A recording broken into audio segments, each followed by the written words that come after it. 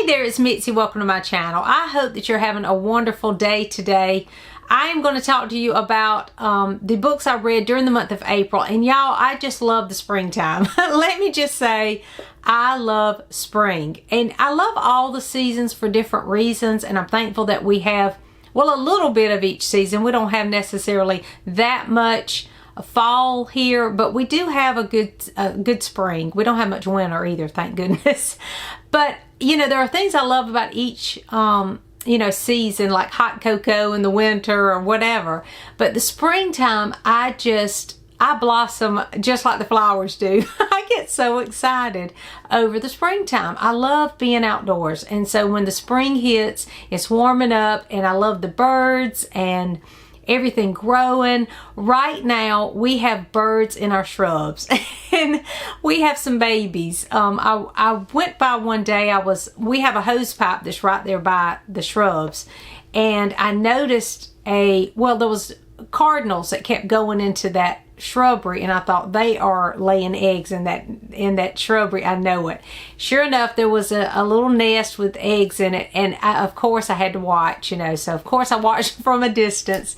But then one day last week I noticed that there was a little baby bird making noise, and now I hear several baby birds. So I think there might be another nest in the other shrubs on the other side of the house, because when I'm on the porch I'm hearing some little chirping like babies, and I'm excited about it. I just love birds.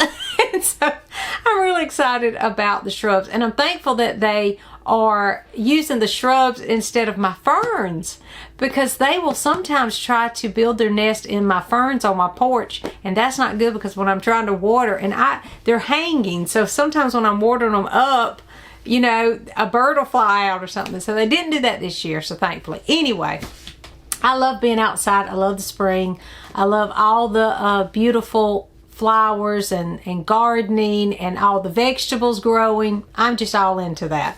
So I've been spending a lot of time outdoors. And so I want to talk to you a little bit about some of my favorite things during April, which one of them is we've got baby birds in the shrubbery.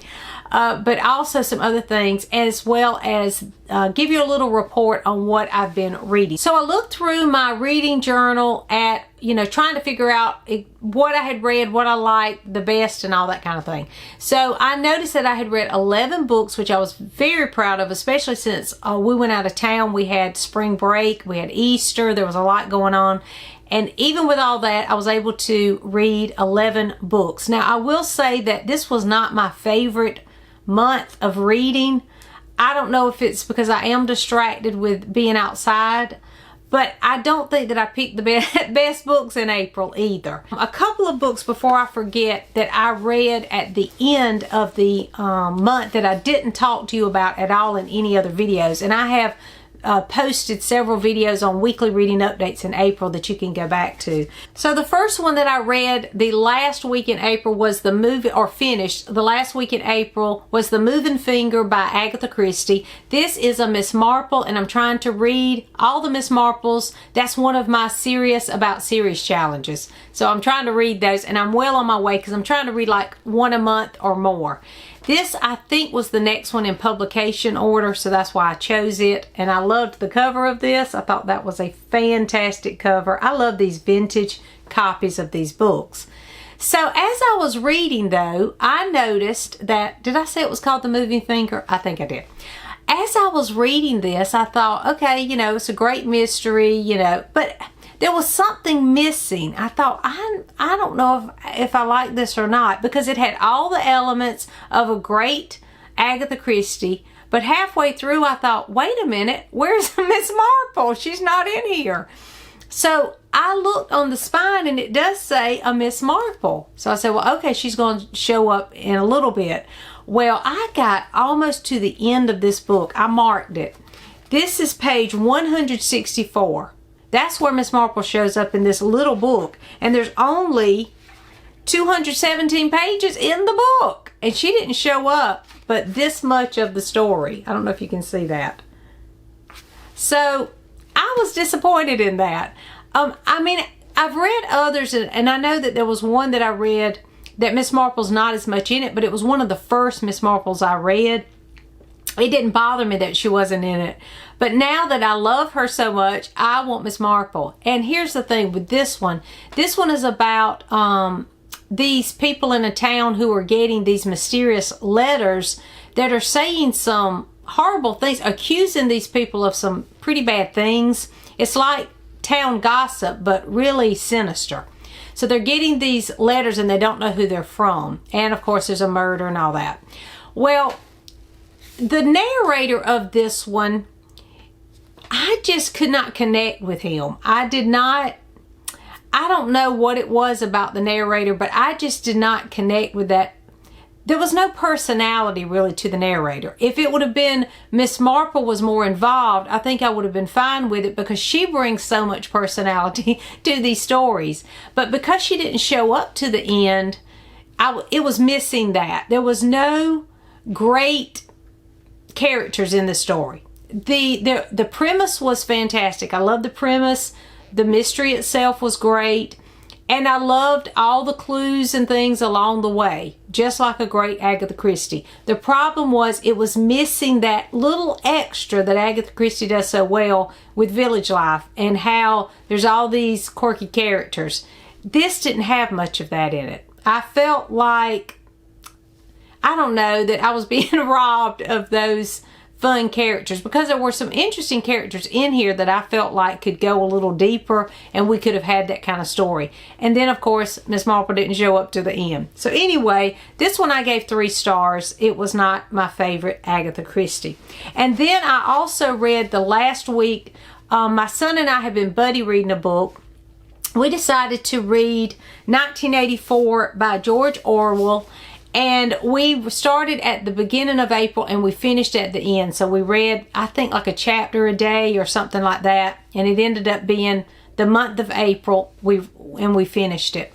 I'm not going to say too much about this because I'm going to do a whole review since this is like one of the best known dystopians. It's such a classic. I think that because it is such a popular classic dystopian, it needs a little more time. So I'm going to talk more about it in a full review video. But we did finish that, my son and I, and we really had some great discussions about 1984, and you'll learn a little bit more about that in a later video. During the month of April, I did read 11 books, and I was proud of the 11 books. I thought that was a great number of books to get read, but it just wasn't my favorite month for reading. I looked back and I had 2 5-star books. One was Spring's Gentle Promise, which was the end of the Seasons of the Heart series. And then the other was Secrets of a Charmed Life by Susan Meissner.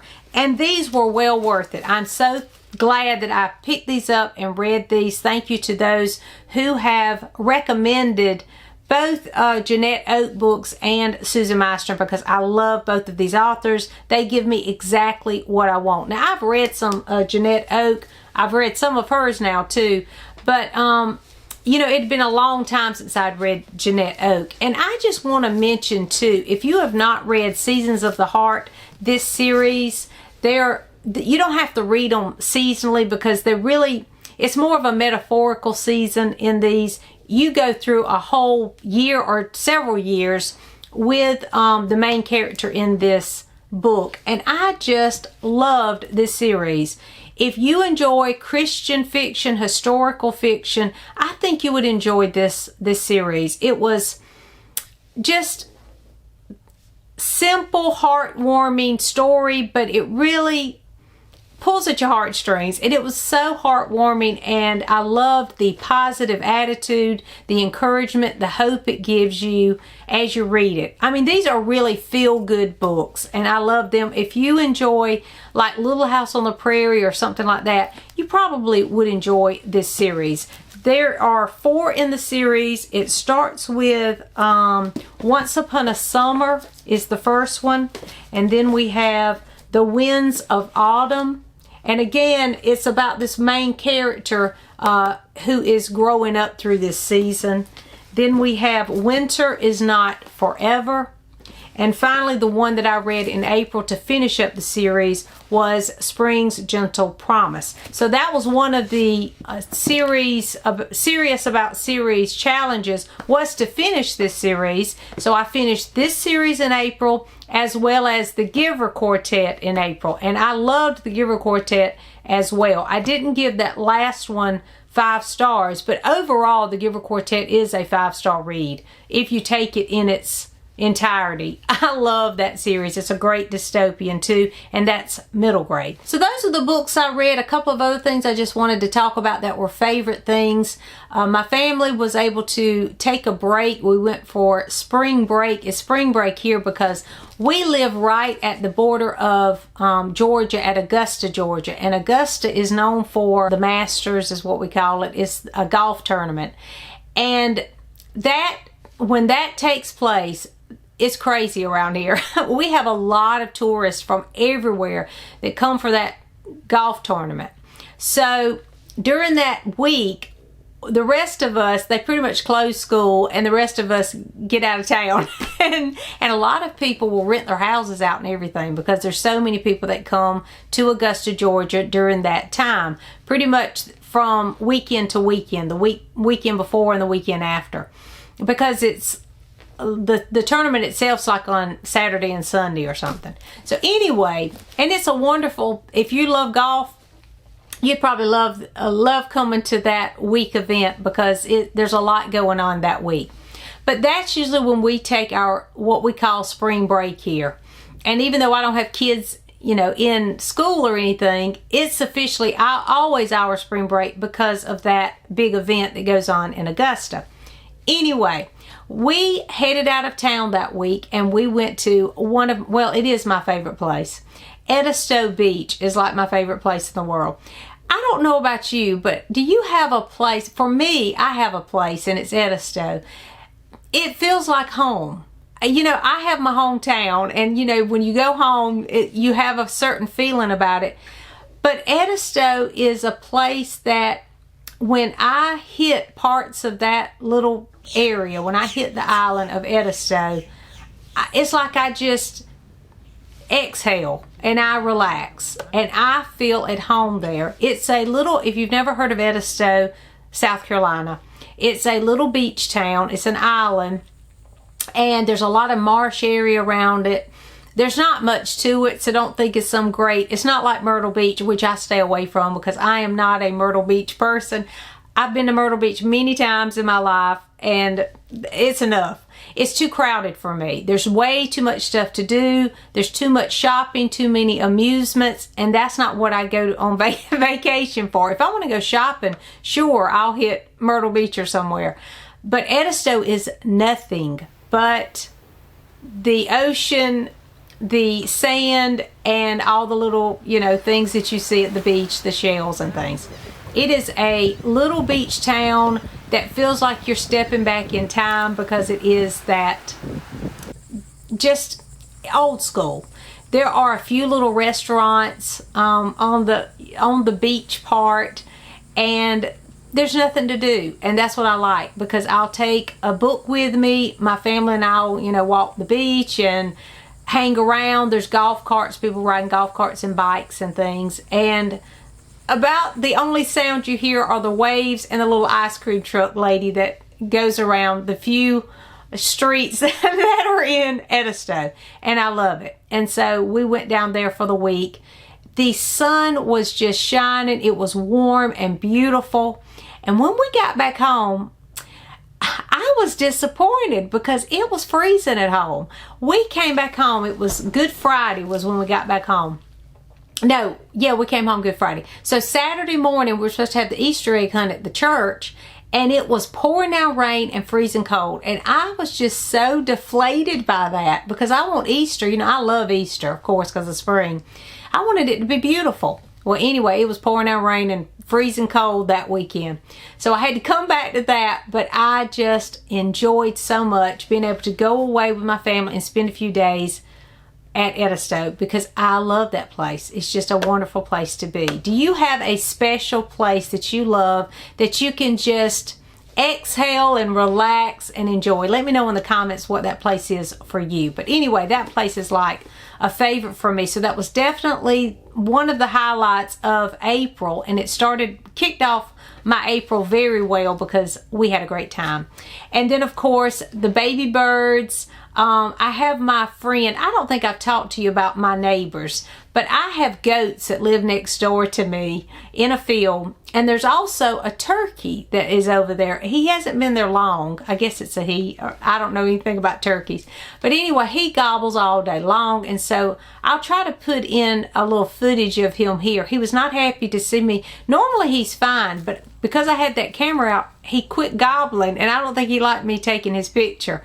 But anyway, we have a turkey that just struts around that field all day long and gobbles. So we have that going on all the time. And then we have some beautiful birds. I've seen chickadees and painted buntings and the cardinals, blue jays, Carolina wren, of course, because I live in Carolina, all the beautiful birds, and I am just having a great time. Oh, and I've also started seeing some hummingbirds, so I'm excited about the hummingbirds are coming back to my hummingbird feeders as well. So I will be outside in the garden watching the birds the rest of the spring and summer, I hope.